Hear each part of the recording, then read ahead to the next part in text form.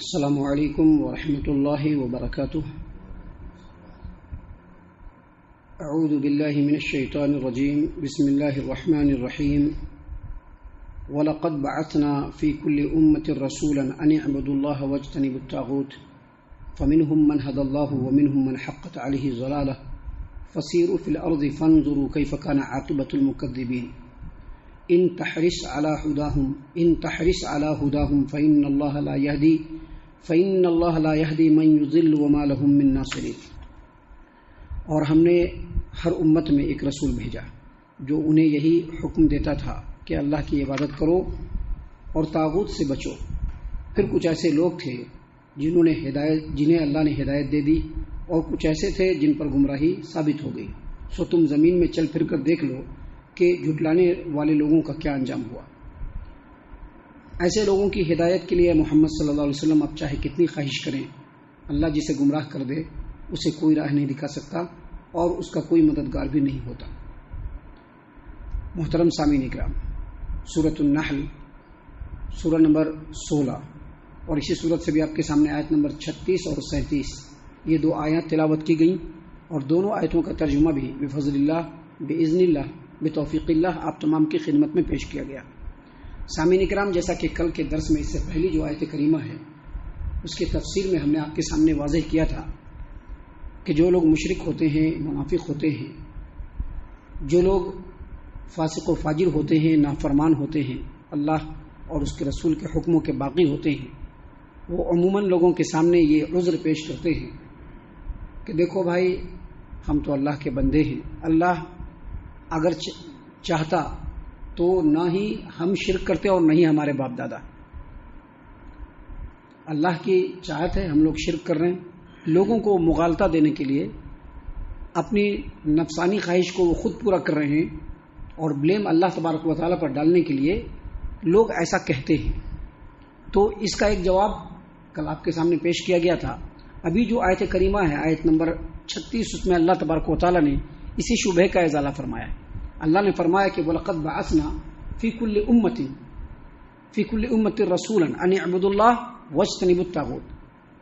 یہ جو محمد صلی اللہ علیہ وسلم کو ہم نے جو مکہ کے اندر تم لوگوں کے درمیان رسول بنا کر کے بھیجا ہے، یہ کوئی نئی بات نہیں ہے، بلکہ اس سے پہلے جتنی بھی امتیں اس روئے زمین پر آئی، ہر امت میں ہم نے ایک رسول بھیجا جو لوگوں کو حکم کیا دیتے تھے؟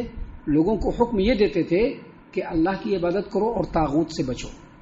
یہاں پر شبہ کا ازالہ ہو گیا، کیونکہ اگر اللہ تبارک و تعالیٰ کو شرک پسند ہوتا تو اللہ رسول نہ بھیجتے، اگر اللہ تبارک و تعالیٰ کو گمراہی اللہ کی رضامندی ہوتی تو اللہ رسولوں کو نہ بھیجتے، اگر لوگ فاسق و فاجر بنے ہوئے ہیں اور یہ اللہ کی چاہت ہوتی تو اللہ تبارک و تعالیٰ رسولوں کو نہ بھیجتے۔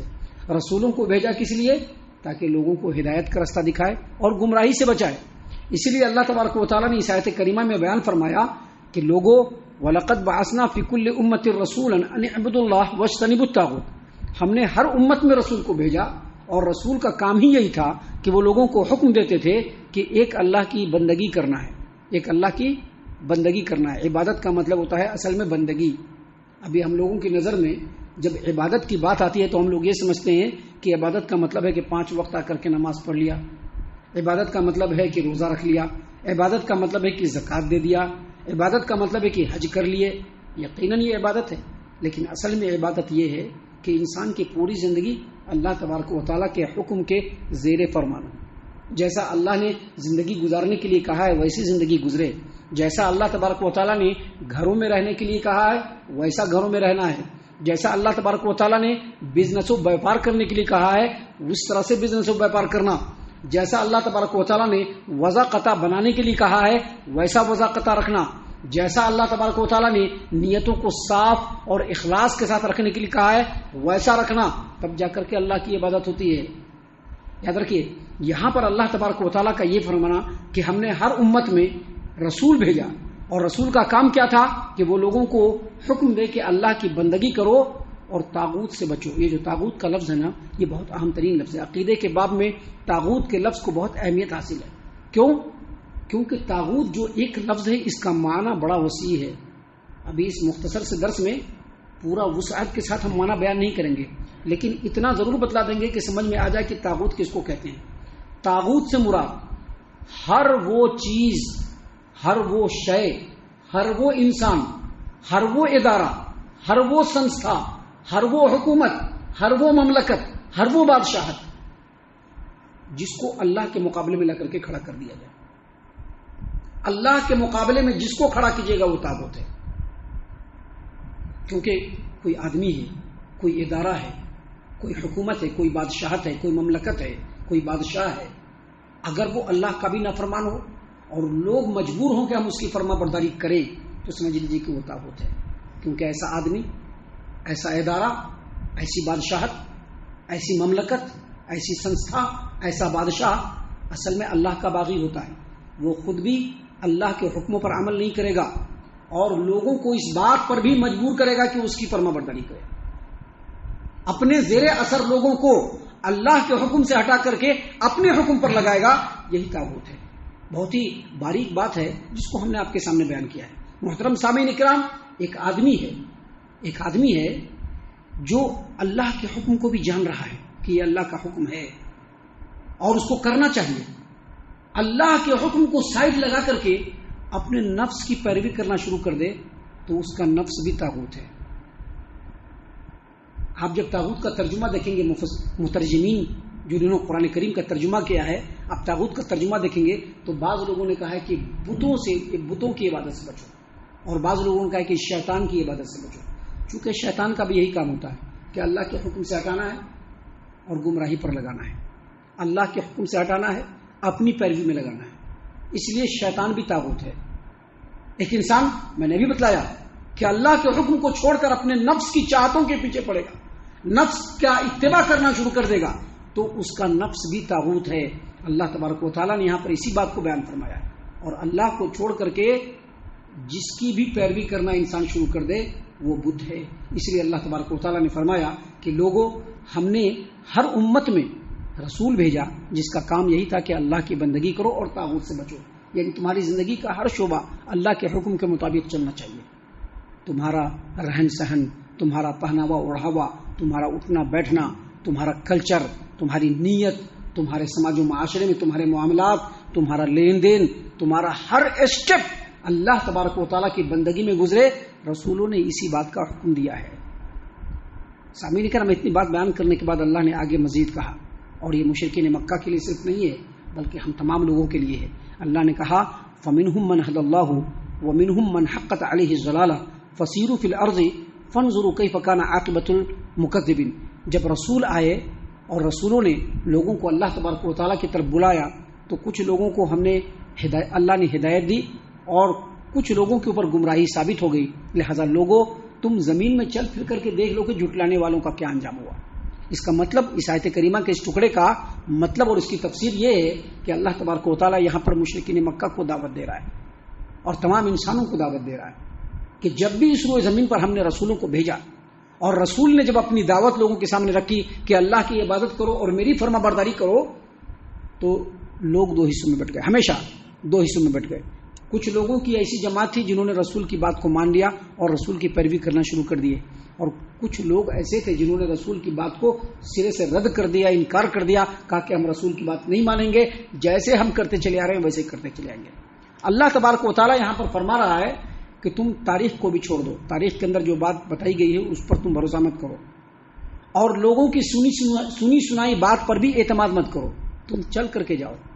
مکہ والوں کو کہا جا رہا ہے چل کر کے جاؤ، تمہارے نزدیک میں ہی قوم نوح کی بستی مل جائے گی، تمہارے نزدیک میں ہی قوم ہود کی بستی مل جائے گی، تمہارے نزدیک میں ہی قوم سمود کی بستی مل جائے گی، سب وہی اسی علاقے میں۔ قوم لوط کی بھی بستی وہاں پہ مل جائے گی، قوم شعیب کی بھی بستی وہاں پہ مل جائے گی، اور دوسرے قوم موسیٰ، قوم فرعون، وہ بھی بستی بھی تم کو وہیں پر مل جائے گی۔ تم تمام بستیوں میں جا کر کے جائزہ لو کہ اللہ تبارک و تعالیٰ نے کن لوگوں کو ہلاک کیا۔ دیکھو کہ کیا اللہ تبارک و تعالیٰ نے نیکوکاروں کو ہلاک کیا؟ نہیں، بلکہ اللہ تبارک و تعالیٰ نے نبی کے جھٹلانے والوں کو، جن لوگوں نے بھی نبی کو جھٹلایا، اللہ تبارک و تعالیٰ نے ان کو ہلاک و برباد کر دیا۔ سامعین کرام، آج ہم لوگ اگر جائزہ لیں گے، غور کریں گے، تو اللہ تبارک و تعالیٰ نے مشرکین مکہ کو بھی تباہ و برباد کر دیا۔ ان کا نام و نشان مٹا دیا. کیوں؟ کیونکہ انہوں نے نبی کو جھٹلایا. اور ایسا ایک دو بار نہیں ہوا. جتنی بھی قوموں کے حالات کو اللہ فرما رہا ہے کہ جتنے بھی قوموں کے حالات کو تم کھنگالو گے، چیک کرو گے، تفتیش کرو گے، ریسرچ کرو گے تو تم کو پتا چلے گا کہ جس قوم میں بھی اللہ تبارک و تعالیٰ نے رسول کو بھیجا اور لوگوں نے رسولوں کی مخالفت کی تو جو مخالفت کرنے والے لوگ تھے ان تمام کو اللہ تبارک و تعالیٰ نے تباہ و برباد کر دیا. آج یہ بات ہم لوگوں کے لیے بہت زیادہ عبرتناک ہے. عبرتناک اس اعتبار سے ہے کہ ہم لوگوں کے ہاں بھی رسول کی مخالفت بہت زیادہ ہے رسول کی مخالفت. اور یہی وجہ ہے کہ آپ جس علاقے میں جس مقام پر دیکھیں مسلمانوں کے اوپر ظلم اور مسلمانوں کے اوپر ظالم مسلط ہو چکے ہیں. اس لیے مسلط ہو چکے ہیں کہ مسلمانوں کو آگاہ کیا جا رہا ہے کہ اگر ٹھیک ٹھاک نہیں ہوئے تو تمہارا بھی حال وہی ہوگا جو جھٹلانے والی قوموں کا ہوا ہے. اور اللہ تبارک و تعالیٰ نے قرآن کریم میں ایک مقام پر یہ بھی کہہ دیا ہے کہ اگر تم لوگ اللہ اور اس کے رسول کے اطاعت و فرما برداری سے منہ موڑو گے اللہ تم کو ہٹائے گا اور تمہاری جگہ پر دوسری قوم کو لے آئے گا. یہاں پر اللہ تبارک و تعالیٰ نے اسی بات کو کہا کہ جب بھی رسول آئے تو ہم نے بعض لوگوں کو ہدایت دی اور بعض لوگ گمراہ ہو گئے. لہذا چل پھر کر کے دیکھ لو کہ جھٹلانے والوں کا کیا انجام ہوا. اگر تم بھی جھٹلاؤ گے تمہارا بھی وہ انجام ہونے والا ہے. محترم سامعین اکرام، جو اگلی آیت کریمہ ہے اس میں اللہ تبارک و تعالیٰ نے پیارے رسول صلی اللہ علیہ وسلم کو مخاطب کرتے ہوئے فرمایا ان تحرس علی ہداہم فإن اللہ لا یہدی من یضل وما لهم من ناصرین. اے محمد صلی اللہ علیہ وسلم، ایسے لوگوں کی ہدایت کے لیے آپ چاہے کتنی کوشش کریں، اللہ جن کو گمراہ کر دے گا انہیں کوئی راہ نہیں دکھا سکتا اور ان کا کوئی مددگار بھی نہیں ہوگا. مطلب کیا اس آیت کریمہ کا؟ اس آیت کریمہ کا مطلب ہے کہ اللہ یہ بتلانا چاہتے ہیں کہ جو لوگ بھی پیغمبر کی دعوت کو قبول نہ کریں، پچھلے قوموں کے حالات سے اگر وہ لوگ عبرت حاصل نہ کریں، اس پورے کائنات میں ہر سو اللہ کی بکھری ہوئی نشانیوں کے اوپر اگر غور و فکر نہ کریں اور ہدایت حاصل کرنا نہ چاہیں، ان کو کوئی ہدایت نہیں دے سکتا ہے. ہدایت صرف انہی کو ملے گی جو ہدایت چاہیں گے. جو ہدایت نہیں چاہیں گے ان کو ہدایت نہیں مل سکتی. اللہ بھی ان کو ہدایت نہیں دینے والا ہے اور ان کا کوئی مددگار بھی نہیں ہوگا. کسی کے چاہنے سے بھی ان کو ہدایت نہیں ملنے والی، حتیٰ کہ نبی صلی اللہ علیہ وسلم کے چاہنے سے بھی ان کو ہدایت نہیں ملنے والی. ہم اللہ سے دعا کرتے ہیں کہ اللہ تعالی ہم تمام کو ان تمام باتوں کے اوپر خوب غور و فکر اور تدبر کرنے کے ساتھ ساتھ ان باتوں کے اوپر عمل کرنے کی بھی توفیق عطا فرمائے. آمین. اللہ تعالی ہم تمام کو صحیح معنوں میں پکا سچا مومن مسلمان بنائے. اللہ اور اس کے رسول صلی اللہ علیہ وسلم کی اطاعت و فرما برداری کرنے والا بنائے. صحابہ کرام رضی اللہ عنہم کے طریقے پر چلنے والا بنائے. جنت الفردوس میں جگہ عطا فرمائے. اے اللہ ہم تمام کو جہنم سے پناہ دے. اے رب العالمین ہم تمام کو جہنم سے پناہ دے. اے مالک الملک ہم تمام کو جہنم سے پناہ دے. آمین یا رب العالمین. وما علینا الا البلاغ المبین.